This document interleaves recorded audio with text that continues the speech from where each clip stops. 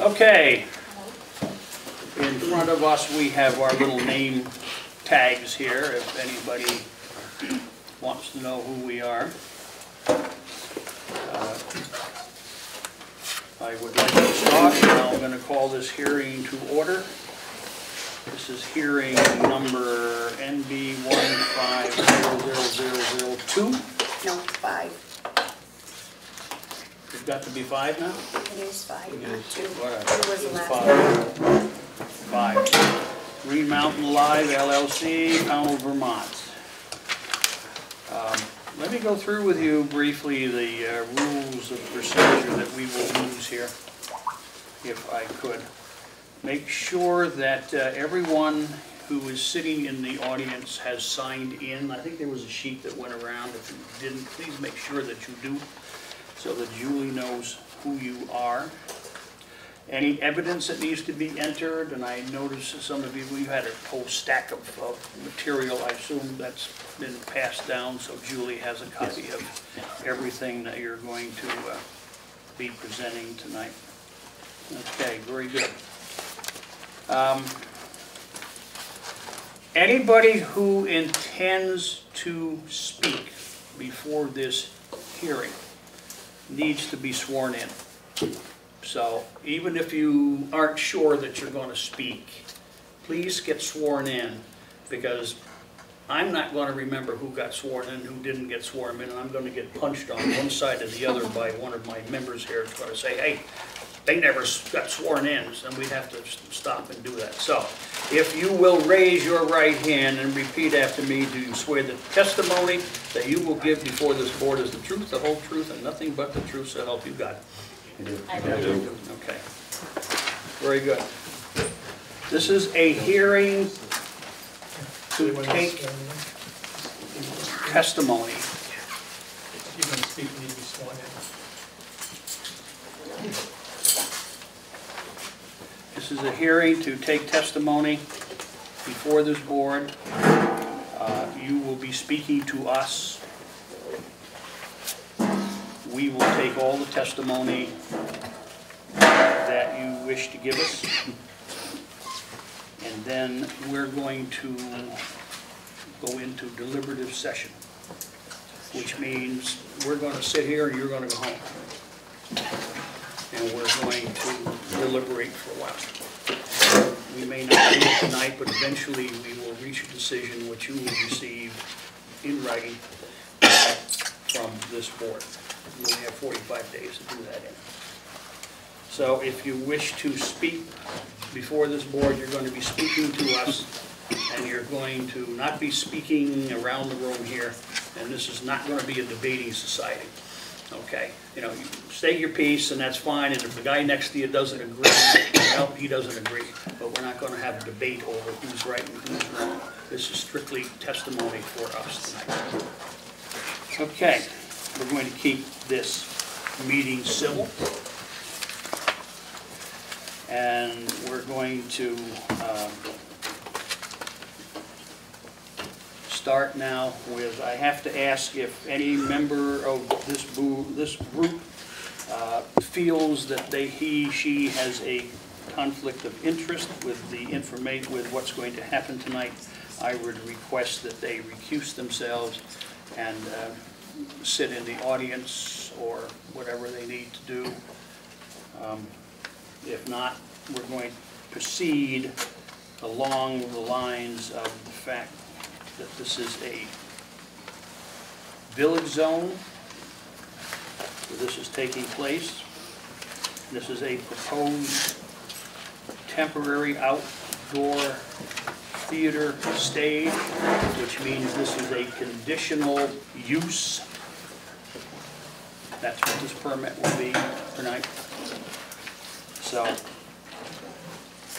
I'm going to ask that somebody here, among you folks that are here with this group, or a bunch of you, tell us a little bit about this project. There's a series of things that I have to go through and ask you about, and you have to respond to.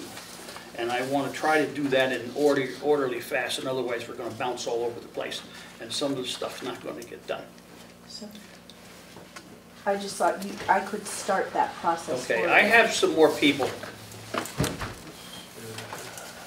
This is going to go on forever, I can see it. You folks that came in, any of you planning on giving testimony, I need to swear you in, if I can, right now. Okay.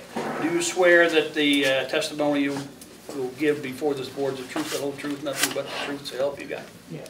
Anybody else? If you didn't get sworn in, then you won't be able to speak. Okay. Yes, ma'am. Floor is yours. Thank you. First of all, thank you for the meeting and for the very concise introduction in terms of how the board works and what's going to happen. My name is Robin Stern. I'm an attorney from Brattleboro, Potter Stewart Law Offices, and I'm basically here to introduce some of the folks that really know the project and are available for your questions. There are obviously check the boxes that have to be met in any conditional use permit.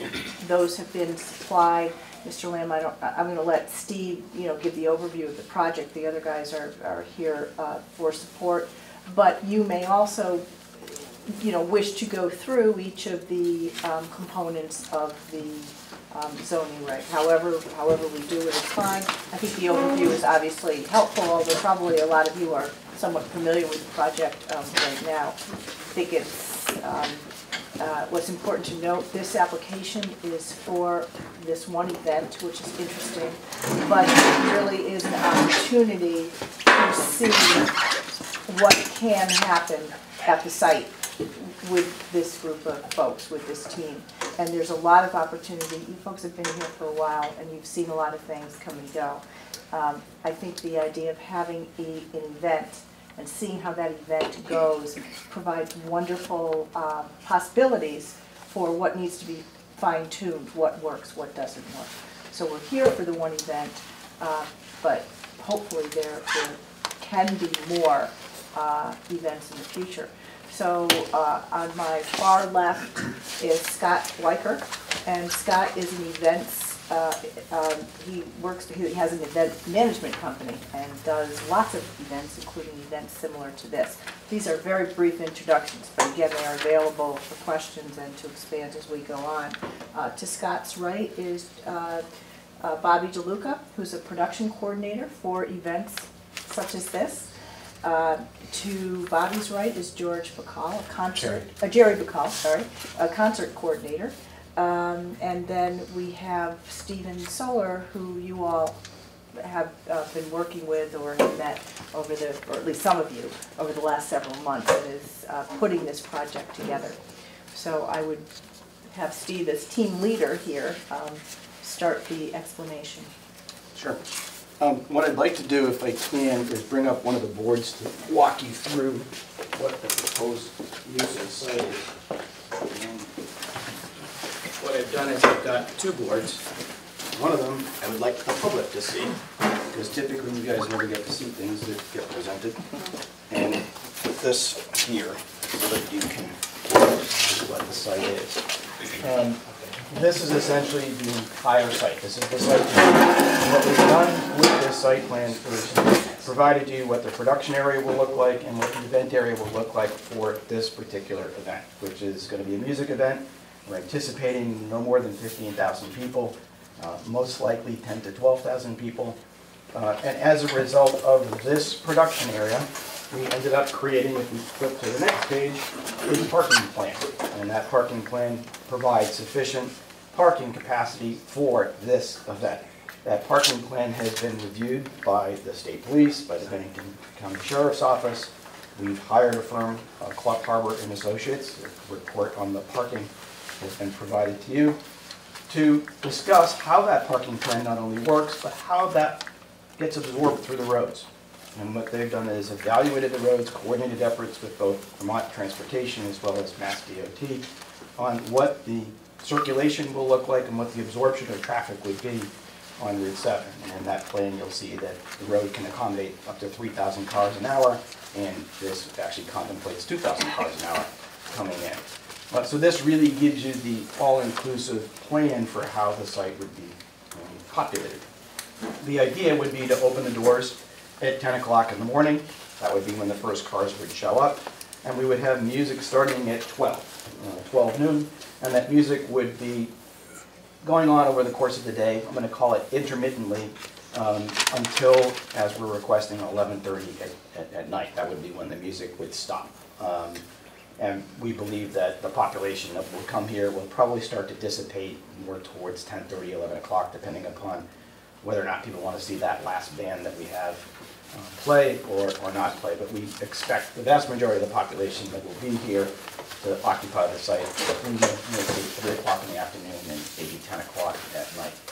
What we've also done is blown up some of those areas to give you a more granular look at the production compound, how it is fenced off, what we have for trailers for different artists and for operations, as well as the tent that would be a catering tent and to service the performers that are here.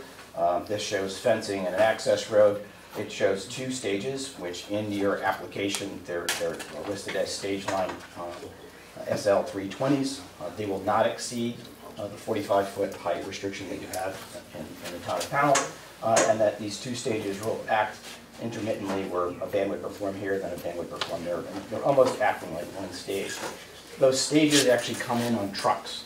So the truck literally backs up, and it's almost like a transformer. The sides of the truck pop out, and the hydraulic lift pops the stage up. So there's no stage that gets erected, it's really sitting on a truck. The same would be true with the front of house, and another stage that's in another area, where it's going to come in on a tractor trailer, and it just transforms into the front of house, which is the production area that Papi DeLuca will talk about with respect to these particular stages. We've also looked at all of the setback requirements that you have so that we're not near any roads, near any water. The setbacks have been carefully reviewed to make sure they're within your setback requirements.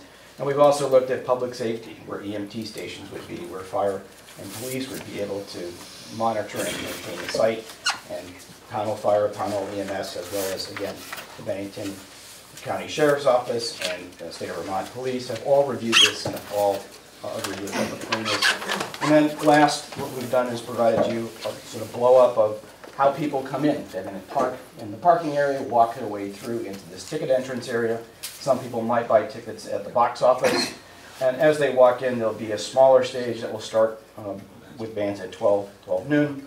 That stage will most likely shut down at 8 o'clock at night, so that these 2 stages will be the only stages operating from 8 until 11:30.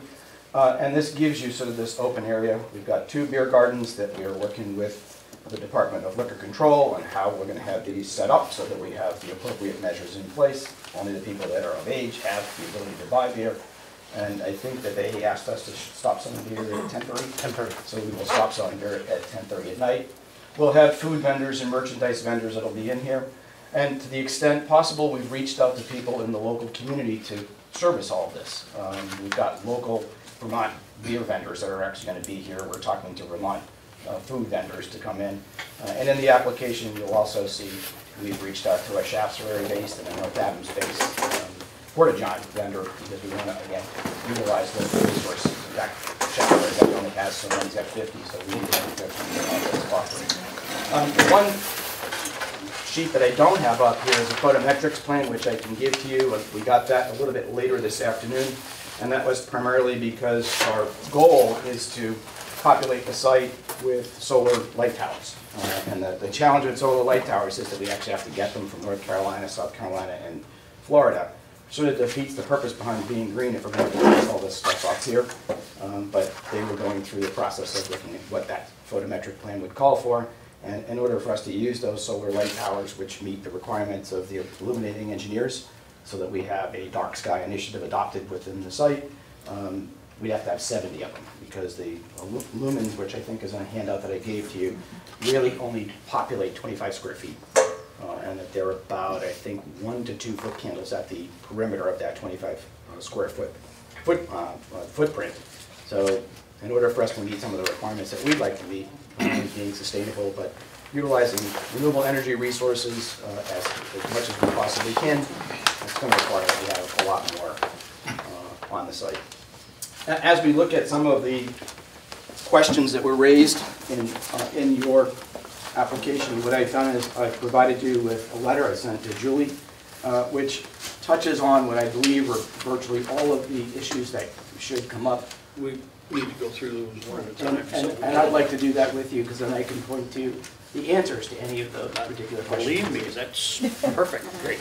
It's in your packet, and it's good to go through on each. Thank you. Okay, hopefully that's a No, that's. high-level overview. I'd like to start, this is going to be a continual use. And there are 1, 2, 3, 4, 5 areas that we need to touch on here. And I think you've touched on them, but we have to go through, make sure they've been touched on. And we have to, as a group, then say they've been met or they haven't been met. Okay?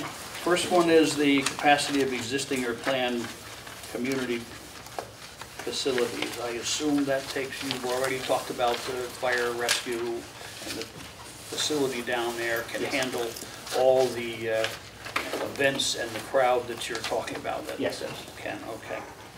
Character of the area affected, is this going to adversely affect that area down there?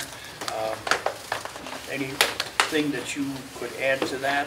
Do you think it will? You think it won't? You think it's going to be okay?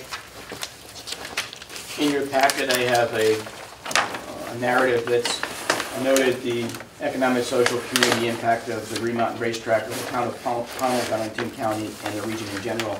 And I think that touches on the impact. Hopefully that addresses that issue for you. Traffic, we've talked about traffic. Yes. You've talked about traffic. Any other bylaw or ordinance or regulation of the town that this will impact on that you have discovered or? Not to our knowledge. We looked through the bylaws to make sure that every Okay. Requirement was met or And addressed. utilization of renewable energy resources, and I think you've talked about trying to do that. Well, with the solar light panels, there's one thing, we're going to use biodiesel for generators that will be backup power. In fact, they'll be the primary power for the stages. And we're in discussions with Green Mountain Power about buying power from the abutting solar panel farm and have all that power be used for the event for the day. Okay, very good. If you get that, will you then not use the diesel generators? The way that it works is that solar panel farm is actually owned by a Spanish solar panel company, and they have a contract with Green Mountain Power. Yes. So what happens is the power goes through inverters and goes up to the grid and goes into the grid. So all I'm doing is really buying an allocation of power from them, but we still would have the diesel generators because you need to have redundancy with events like this, and if the grid goes down, everything goes dark. Yeah. So Which you we don't wanna have. can't have that happening. So we'll have and the biodiesels are quiet diesels. They're called whisper generators, so you probably won't even hear them running. Okay. The board have any other questions for the gentleman on this particular issue? I did have a question. You mentioned a fence going around the performance area and Yes. so on. Is that fence already there, or is that something you'll put up? Some of the area is already fenced. What we'll probably do is put a security fence, which will be a temporary fence around the area because we have to protect the performance, the artists. And we've got some really big name artists that are going to be there. And we'll probably bring in 8-foot panels in order to prevent people from jumping in them.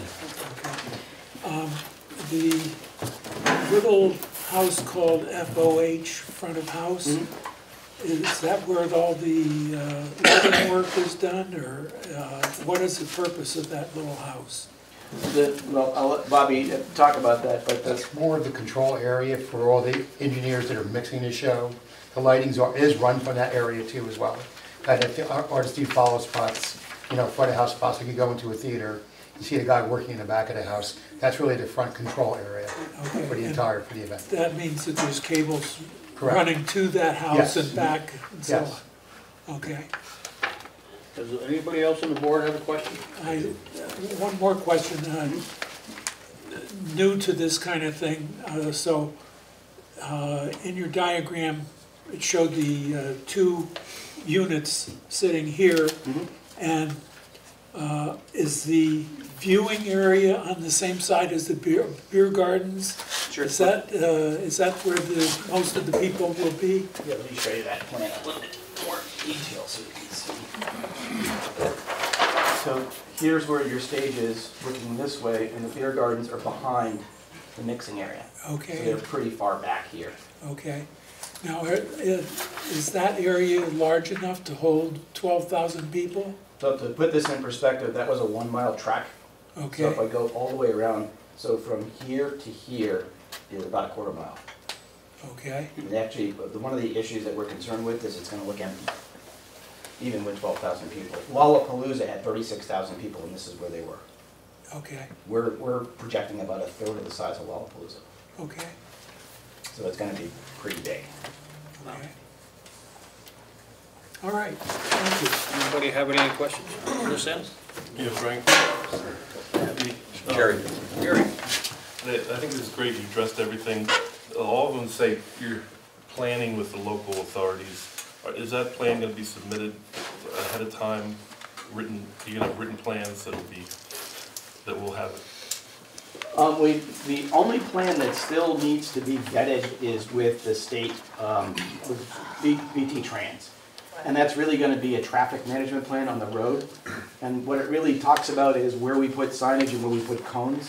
So they wanna know how many cones, how tall the cones are, where do they go, because that's a state requirement in order to have access on the road. But pretty much the safety plan has been put in place and has been discussed with everybody. All the other plans have been completed, and as a result, you have letters from fire, rescue, as well as Bennington Well, that's what I'm County asking is, it says you're gonna make a plan. Is there a written? Jerry, if I can answer that. We have submitted to the Vermont State Police a safety, security, and evacuation plan for the property. There will be meetings with Vermont State Police, Bennington Sheriff's Department, the Bennington Police Chief, the Williamstown Police Chief, and all emergency service organizations to refine that plan. But there'll be a number of meetings so that everyone is on the same page, and it will be a written plan. And I think we'd be happy to submit that to the DRB when it's all said and done. The other question was and I didn't think about it till you said about how the flow of people. Is there a difference in how you think about the people who are actually inside the gate versus being in the parking lot? Is that? Part of what Clough Harbor did, which is the traffic management and parking analysis, was to look at how do people get in and how do they process their way into the property. And based on this plan, and we've had multiple refinements to the plan from what it originally was to where it is today, they feel that the circulation plan, which I think is what you're getting to, works for this particular event. Well, a couple things, thoughts, and in a lot of public activities, whether it's a school building or a football game, things are different inside than they are. And are you going to treat that differently? In other words, a lot of times they say, well, that's out in the parking lot, and that didn't. Oh, no, that's no, not no, no, everything. no. Yeah, there'll be police that are in the parking lot area. We're gonna have a couple of levels of security. There'll be security inside of the, So once they get on the property, Bennington Sheriff's Department will be primarily responsible for patrolling those parking lots right outside the venue itself. We're working closely with them. And if I could also mention, Jerry, that we're working closely with Crystal Odell from the Pownal EMS, and one suggestion she had when we were going through this plan was having a helicopter pad outside the gates. I think you know the ball field in the north end of the property. And for Pownal EMS, that was an important point for them to have that emergency service area. So we blocked that off so we can accommodate that request from Pownal EMS. I have a couple other questions, and I'm not trying to. No. It's going to sound like I'm. no, I think this is exciting, but I want to talk about stuff. The now what's my train? How have you run a lot of these other events in other places, like many? If I could just speak, I have. these three guys have, so I'll let them talk about that. I have one coming up just next month. It's a 10,000 person event headlined by Earth, Wind and Fire, the Doobie Brothers, and a number of other bands. This is my 5th year of doing these 10,000 person events in another location, and that's what drew me to this one, because I see the same opportunity here. So I've been through this, and that started from nothing to 5 years later we sell out in 5 hours. So I have the experience in terms of a large scale event, Jerry, and I think Jerry Bacall also can speak to that. I've been a concert promoter for almost 25 years. I'm based in New Jersey. My company has worked in 10 different states. We've done shows from small room as 100 to 60,000 seat stadiums. People I work with, most of the Northeast shows for Bruce Springsteen I've been doing for the last 20 years. My company's produced over 10,000 concerts in festivals, stadiums, arenas, outdoor events. Too many to name, but been doing it for 25 years. And you guys are taking great precaution to have security and EMS and all that stuff. I just want to be clear that the expectation isn't that no one will be hurt or injured or, you know, have any kind of episode, because we've had Nobody wants anybody to get hurt, so we take major precautions. In your experience, you've had, that happens. Oh, yes. So I just want people to know that we're not sitting here saying, we don't think anything's gonna happen.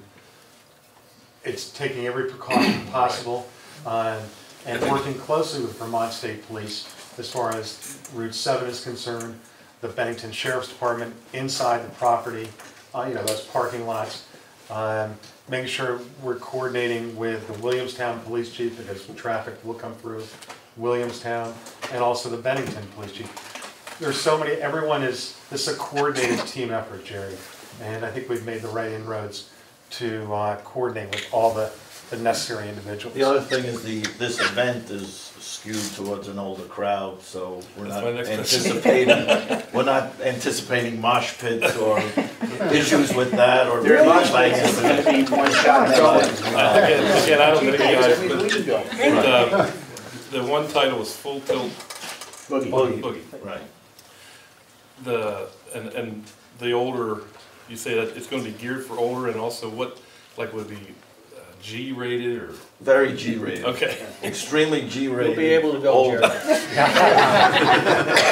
The other thing is, we take great precautions with alcohol. When people come to shows, they drink. We want to work with that situation very closely, because that's where we can run into issues, is with alcohol. People inebriated driving, we want to control that. That's the most important thing, is to control that. Is there a following? Again, I just Googled the Full Tilt Buggy. Right. I didn't know anything about that, but is there a following of that? Like, that was related to a documentary? Is that, it's a name my partner uses for events that we do sometimes in New Jersey, and we thought we'd bring it up here and you have people that they know what I didn't know what it meant. Right. It's skewed older. Okay. We have a website that'll go live once we got an approval to. And if I could just make one other point, Frank, we are working very closely with Vermont DLC, Jason Elmer, and we've met with Jason a number of times. Vermont law, I gather, you can, bring 2 cups of beer. That's what you can be served. And the suggestion from Jason was, let's serve 1 cup of beer as opposed to 2. And so we want to follow Vermont DLC's guidance and direction, because we want this a safe event for all. And you want to do this again? We want to do it as many times as we can. They have to get good marks. They gotta get good grades Particularly the first on time. this one. Yes, sir. Okay. Every time. The fence, you started to describe the fence, Steve. Describe it a little more thoroughly. I'd like to know whether it's unmovable sections, and how is it held up? Does it have feet on the bottom? Are they linked together? Kids aren't going to be able to push it over and fall into the pond. Construction zones that you see, especially, on new development in new cities, and National Fence is a big fencing company. They're usually 8x8 panels or 6x8 panels that'll have a foot, have feet that will go into the bottom of the fence post. I usually put 75-pound sandbags on each intersection. And they are So linked They together? are linked. And they are linked together, yes, correct. I think it would be, I will move to make it a condition of granting the conditional use permit that you do submit to us the safety plan, that you submit to the state police and any other authorities having jurisdiction, so that we have as part of the record what it is that you've agreed to do. Okay, let me get a second for that. Well, I haven't made the motion. Oh, I thought we were gonna do that, no, I thought we were gonna do that in a deliberative session. I just wanted to tell them what I'm gonna do. Oh. In that case, I'll just sit here. Go ahead. I'd like to have you suggest in your website or advertising that people carpool. We will. I think you are optimistic to think you're gonna get 4 people per car. You were thinking 3. Well, that's what your traffic consultant said, but you said in your presentation, in your materials 4. Right. And I think that's hoping 3 for- is a very average number. Yeah. That's what But we always- suggest carpooling in your literature. We have that in the website, so that already. The alcohol is obviously a concern, and I'm glad it's a concern for you. By the way, sir, Jerry, what's your company's name? It's Concerts East. Concerts East? Right. Okay. And I think how you manage the alcohol is obviously your problem. I'd like to know what you are going to be carrying for insurance. Is there going to be some kind of alcohol insurance in the jurisdiction where I practice? You can't serve alcohol without having insurance. Yeah, we're gonna have, DOC will require. yeah, we're gonna meet the requirements of the state. But there are other requirements. Can that you tell have us to what meet. they are? Right now, we're going through the negotiation for purchasing the insurance, so I don't know the answer to that right now, but it's probably gonna be 5 million per occurrence or something Can you like that. submit that to us? We will once you- provide you a copy of the binder as one of the conditions of the approval. How tall are the light towers going to be? No more than 25 feet. And you did describe that they are going to be downward directed, shielded, and In the we haven't seen that plan. I'm going to suggest that that board be entered into evidence, Sure. and your photometrics plan should be submitted in So evidence in too. your plan, there's a copy of the solar light towers. This is a suggested tower that we would use. And attached to that suggestion in the back is a photometric plan for each of those towers, which talks to what the number of lumens are. Oh, I got the staging, but I didn't get You that. didn't get that? I don't think it was in You the didn't original get it. packet, it was in the Okay, final I will packet. make sure that you get a Well, copy of just, the I want light it, I towers. would like it in evidence as part of So the when I hearing. do that, I'll give it to you now as part of the evidence. You have it in yours? What's right in front of it? It's right before the Medi Perry's letter on the soils, right before the HB. Like This the far packet back. that you guys were given from them guys are the ones with the green paper clip, the black paper clip. Oh. There's a little difference between the two. Now, we- Okay. But hopefully that Crazy addresses your paper issue. clip. Okay. It's okay, right? Yeah, it's happy Earth Day. Yeah, it is Earth Day. You're welcome. That's where all the green came from. So that. What are you those- gonna do to control or to assure that people don't end up hanging out in the parking lot and drinking what they brought with them and listening free? One of the things that we have on our website is the do's and don'ts, and on the site it says that there's no drinking in the parking lot, don't bring your own stuff. If we catch you drinking in the parking lot, you're gonna get ejected. So that will also be patrolled by the Bennington County Sheriff's Department, and we'll have our own parking people out there as well, advising them when they come in. This isn't a free-for-all, you can't tailgate, you gotta go home. So that's one of the measures that we're putting in place. Okay, that certainly is a good procedure. Can I just Sure. piggyback on Sure. this for just a minute? I was chair of the board, select board, when Lollapalooza came to town. And one of the issues was who's going to be in charge of patrolling the town of Pownal? Now, you've taken care of your site down there, but I'm talking about all the little back roads, et cetera, that are here in Pownal, that when people get released from this event, is it going to be, the sheriff's department going to be responsible for that? State police? Do you have any idea how that would work? Yeah, I really couldn't address that because I don't know what the sheriff's office or what the state police would do, but I Who does that suspect. now? That's one of the questions. We have Do you a contract with the? part-time constable. Oh, you have a con- But do you contract with the sheriff's don't. department? No, we don't any longer. Okay. Do you So I not- guess he won't be doing it either. No, I guess, If you're looking for a job. You don't contract with the sheriff's department? Yeah. So, okay, so excellent question, because that should be incorporated in the discussions with the sheriff's department and the We've state. absolutely, I've made a note, Frank, Yeah. that, Yeah, okay. about the town of Pownal, who's patrolling that Right. outside of the event. Thank And you. I'll follow up on that, I appreciate it. absolutely. Do you have people from past venues that could use as a reference, saying, we had these guys in, that might help? And then, have you ever been asked to, again, I'm not familiar with how this stuff works, but you use a venue, then you leave to ensure that it's cleaned up. Ever been asked to? good question. It's bonding. Have you ever Required to have had bonding to? insurance? Is that part of? We have comprehensive insurance that deals with all of that. Stephen, this is private property, so he would be responsible for cleaning up his property. Outside of the property, that would be another question, who's responsible, but we usually become responsible for that. Within a certain amount of area, we're responsible for cleaning up, or, you know. So you have a contract with him to So you leave work- it the way you? Yeah, the bottom line is that we've got a program in place that we're gonna have people cleaning the property as things happen. We've contracted with TAM to be the sort of waste hauler, if you will. And then we're gonna have a group of people go through and clean the property as they break it down.